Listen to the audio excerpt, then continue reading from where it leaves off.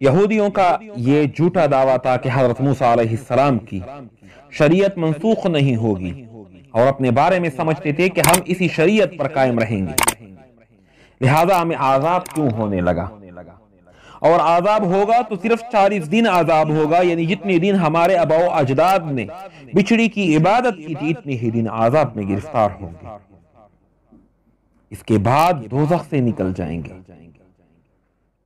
اور حضرت ابن عباس سے یوں منقول ہے کہ یہودیوں نے کہا کہ دنیا کی عمر 7000 سال ہے، اور 1000 سال کے بدلے ہم کو ایک دن دوزخ میں عذاب بھگتنا ہوگا، اور گنے چنے 7 دن ہوں گے جو زیادہ نہیں ہے۔ ان کا یہ بھی خیال تھا کہ ہم کچھ دن دوزخ میں رہیں گے، پھر ہم دوزخ سے نکل آئیں گے، اور ہماری جگہ مسلمان دوزخ میں چلے جائیں گے۔ استغفر اللہ۔ غزوہ خیبر کے موقع پر جب ایک یہودی عورت نے زہر ملا بکری کا گوشت حضرت سرور عالم صلی اللہ علیہ وآلہ وسلم کی خدمت میں پیش کر دیا تھا، اس وقت آپ نے ان سے جو سوال و جواب کیے تھے ان میں یہ بھی تھا کہ آپ نے دریافت فرمایا کہ دوزخی کون ہے، تو انہوں نے جواب دیا کہ ہم دوزخ میں تھوڑا سا وقت گزاریں گے، پھر آپ لوگ اس میں ہمارے بعد داخل ہو جائیں گے۔ آپ نے فرمایا دور ہو جاؤ، اللہ کی قسم ایسا کبھی نہ ہوگا، اللہ کہ تم اس میں سے نکل جاؤ اور تمہارے بعد ہم اس میں چلے جائیں گے۔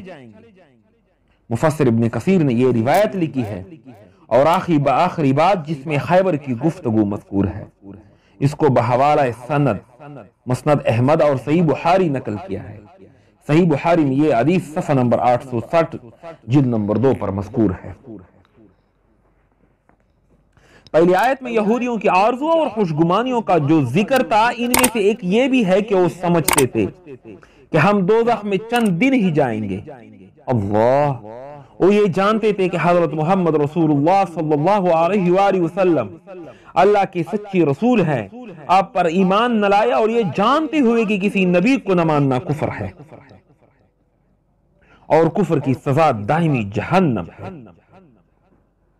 طرح طرح کے جھوٹے دعوے کرتے تھے، اور ان کے دعوے اور آرزویں سب خود ساختہ تھے، جن کی کوئی دلیل ان کے پاس نہیں تھی، بے سند باتیں کرتے تھے اور انہی باتوں میں مست تھے۔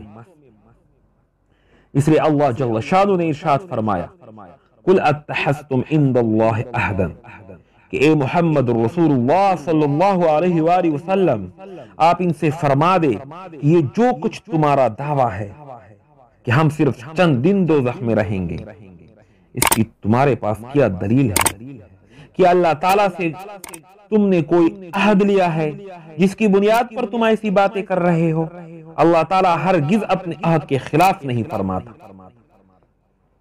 لیکن تم سے اس کا کوئی عہد نہیں ہے، خود اپنے پاس سے اللہ کی طرف ان باتوں کی نسبت کرتے ہو جس کا تمہیں علم نہیں۔ اپنی طرف سے اپنے بارے میں کوئی بھی شخص کوئی بھی خیال اور گمان کر کے بیٹھ جائے اور اس پر بھروسہ کر لے، اور اللہ تبارک و تعالیٰ کی طرف سے اس کی کوئی سند اور دلیل نہ ہو، تو اس کا گمان اس کے کچھ کام نہ آئے گا۔ کفر کی سزا بہرحال ملے گی، خواہ کیسی ہی خوش فہمی میں مبتلا ہو۔ یہودیوں کی حماقت تو دیکھو، خود اپنے اقرار سے دوزخ میں جانے کو تیار نہیں، جبکہ یہ جانتے ہیں کہ دوزخ میں ایک سیکنڈ کا عذاب بھی بہت بڑا ہوگا، جس کی برداشت کسی کو نہیں ہو سکتی۔ دنیا کی آگ کی ایک چنگاری تھوڑی سی دیر کے لیے ہاتھ میں لینے کی کوئی بھی شخص تیار نہیں، اور دوزخ میں جانے کو بڑی اہمیت اور حوصلے کے ساتھ تیار ہے۔ استغفر اللہ۔ جبکہ دوزخ کی آگ کی گرمی دنیا کی آگ سے 69 درجے زیادہ گرم ہے۔ اللہ تبارک و تعالی ہم سب کو جہنم سے محفوظ فرمائے۔ اس طرح یہودی جھوٹی آرزوؤں اور خود تراشیدہ اوہام و خیالات کی دلدل میں پھنسے ہوئے ہیں۔ اس طرح آج کل بہت سے فرقے ایسے ہیں جو اسلام کے تو دعوے دار ہیں لیکن کفری عقائد کے حامل ہیں، مثلا قرآن کی تحریف کا عقیدہ رکھتے ہیں اور اس بات کے قائل ہیں کہ اللہ تبارک و تعالی نے العیاذ باللہ ہمارے امام کے اندر حلول کیا ہے، اور بہت سے لوگ جھوٹے نبی کی امت بنے ہوئے ہیں، اور ان سب کو اپنی ذات کی خوشگمانی ہے۔ حالانکہ یہ لوگ قرآنی تصریحات کے مطابق دائرہ اسلام سے خارج ہیں۔ بہت سے پیر فقیر جو بالکل بے عمل بلکہ بد عمل ہے، وہ صرف اس بنیاد پر اپنی نجات کا عقیدہ رکھتے ہیں کہ وہ کسی بزرگ کی اولاد میں ہے۔ اپنی خوشگمانی اور چھوٹی آرزوؤں سے کچھ نہیں ہوتا۔ نجات کے لیے عقیدہ اور صحیح عمل ہونا ضروری ہے۔ اللہ تبارک و تعالی ہم سب کو صحیح العقیدہ مسلمان بنائے، جو قرآن و حدیث کے مطابق ہو، بے سند آرزو اور بے خوشگمانی آخرت کی بربادی کا ذریعہ ہے۔ کسی کی نسل میں ہونے سے نجات نہ ہوگی۔